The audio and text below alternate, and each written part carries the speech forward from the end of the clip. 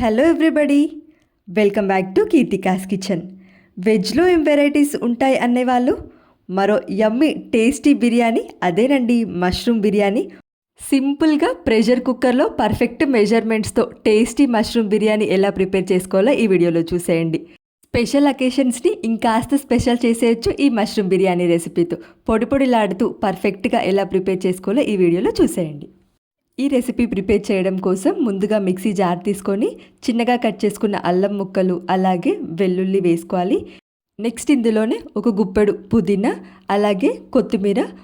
పుదీనా క్వాంటిటీ కొంచెం తక్కువ, కొత్తిమీర క్వాంటిటీ కొంచెం ఎక్కువగా ఉంచుకోండి. ఇంకా నెక్స్ట్ ఇందులోనే పచ్చిమిర్చి ఒక 5-6 పచ్చిమిర్చి వేసుకోవాలి. చిన్న ఉల్లిపాయలు అయితే 2, మీడియం సైజ్ ఆనియన్ అయితే 1 సరిపోతుంది.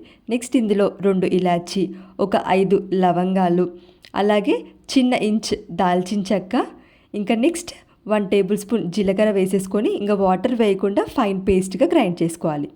ఇప్పుడు ప్రెషర్ కుక్కర్ పెట్టేసుకొని ఇందులో 2 టేబుల్ స్పూన్ల నెయ్యి అలాగే 1 టేబుల్ స్పూన్ ఆయిల్ వేసుకోవాలి. లేదంటే మీరు కంప్లీట్గా నెయ్యితో అయినా చేసుకోవచ్చు. ఇంకా నెక్స్ట్ ఇందులో ఒక 3 బిర్యానీ ఆకు, 1 ఇలాచి, ఇంకా 2 లవంగాలు, అలాగే 2 మరాఠీ మొగ్గ, అనాస పువ్వు, అలాగే 2 స్టార్ అనైస్ వేసుకోవాలి. ఇవి కాస్త ఫ్రై అవ్వగానే సన్నగా పొడుగ్గా చాప్ చేసుకున్న మీడియం సైజ్ ఆనియన్స్ 2, ఇంకా పొడుగ్గా కట్ చేసుకున్న పచ్చిమిర్చి 4 వేసుకొని ఫ్రై చేసుకోవాలి. ఈ మష్రూమ్ బిర్యానీ మనము పచ్చిమిర్చితో మాత్రమే చేస్తున్నాము, కారం వేయకుండా. సింపుల్గా చేసుకునే చిల్లీ మష్రూమ్ బిర్యానీ. ఇంకా నెక్స్ట్ ఇందులోనే మనం ముందుగానే గ్రైండ్ చేసి పెట్టుకున్న కొత్తిమీర మిక్చర్ కూడా వేసేసుకొని ఆయిల్ పైకి తేలేంత వరకు ఫ్రై చేసుకోవాలి. ఈ మిక్చర్ మనం అన్ని పచ్చివే వేసాం కాబట్టి ఇంకా ఆయిల్లో నుండి సపరేట్ అయ్యేంత వరకు ఫ్రై చేసుకోవాలి. ఇలా కొంచెం ఫ్రై అవ్వగానే ఇందులో ఒక 1/2 టేబుల్ స్పూన్ వరకు పసుపును కూడా వేసేసుకొని ఇంకా ఆయిల్లో నుండి సపరేట్ అయ్యేంత వరకు ఫ్రై చేసుకోవాలి. నెక్స్ట్ ఇందులో 200 గ్రామ్స్ మష్రూమ్స్, నేను ఆల్రెడీ మష్రూమ్స్ నీట్గా వాష్ చేసేసుకొని ఇంకా చిన్న పీసెస్గా కట్ చేశాను. ఇలా మష్రూమ్స్ వేసిన తర్వాత ఒక 2 మినిట్స్ వరకు ఫ్రై చేసుకోవాలి. ఇలా మష్రూమ్స్ ఫ్రై చేస్తూ ఉంటే మనకు మష్రూమ్స్లో నుంచి వచ్చే వాటర్తోనే మష్రూమ్స్ పూర్తిగా సాఫ్ట్గా కుక్ అయిపోతాయి. చూడండి, మనకు వాటర్ వస్తుంది. ఇంకా ఈ స్టేజ్లో టేస్ట్కి సరిపడా సాల్ట్ వేసుకొని మరలా ఒక 2 మినిట్స్ వరకు ఫ్రై చేసుకోవాలి. ఇలా 2 మినిట్స్ ఫ్రై చేసుకుంటే మనకు మష్రూమ్స్ పూర్తిగా సాఫ్ట్గా అయిపోతాయి. నెక్స్ట్ ఇందులో ఒక అరకప్పు వరకు ఫ్రోజన్ బఠానీ, మీ దగ్గర ఫ్రోజన్ బఠానీ లేకపోతే నార్మల్ బఠానీ ఒక 5 to 6 అవర్స్ ముందు నానబెట్టుకొని అయినా అవైనా యూస్ చేయొచ్చు. ఒక 2 మినిట్స్ ఫ్రై చేసేసుకొని ఇలా మష్రూమ్స్ పూర్తిగా సాఫ్ట్గా కుక్ అయ్యి ఆయిల్ సపరేట్ అవుతున్నప్పుడు అరగంట ముందు నానబెట్టుకున్న రైస్, ఎప్పుడైనా పులావ్ అయినా బిర్యానీ రెసిపీ అయినా రైస్ ఒక అరగంట ముందు నానబెట్టుకుంటే మనకు రైస్ పొడి పొడిలాడుతూ వస్తుంది. ఇది ఒక చిన్న టిప్.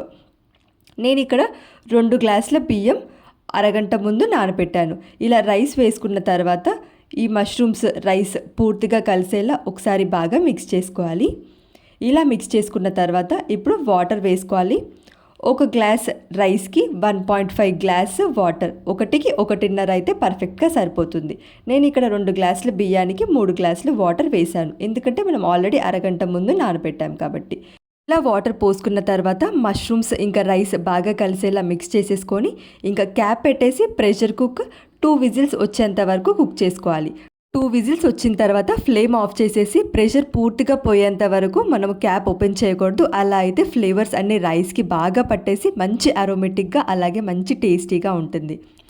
ఇక 10 మినిట్స్ తర్వాత క్యాప్ ఓపెన్ చేసి వేడి వేడి మష్రూమ్ బిర్యానీ సర్వ్ చేసుకోవడమే. చూడండి, పొడి పొడిలాడుతూ ఎంత పర్ఫెక్ట్గా వచ్చిందో, కలర్ఫుల్గా టేస్టీగా ఉంటుంది ఈ రైస్ రెసిపీ. ఇలా డైరెక్ట్గా అయినా తీసుకోవచ్చు, రైతా కాంబినేషన్లో కూడా చాలా బాగుంటుంది.